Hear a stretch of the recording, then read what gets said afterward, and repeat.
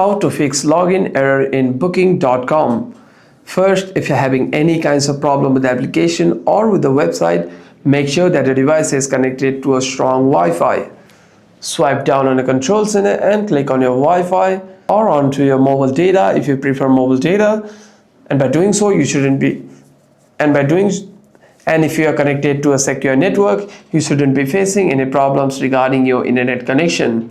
However, if you are still facing any other kinds of problem with the login, you can simply swipe up and navigate yourself to the application.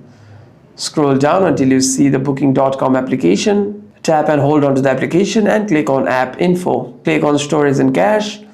And here at the bottom of your screen, you can see two options called clear cache and clear storage. You can simply click cache. You can simply click on clear cache to clear cache of the application. And if you want to delete the files, you can click on clear storage. And by doing so, the next time you open the app, you shouldn't be facing any problems regarding your login. However, if there's still any other kinds of problem with the application, you can simply restart your device once and open the app again. Hope this video was helpful, and if you have any further issues, make sure to leave a comment down below.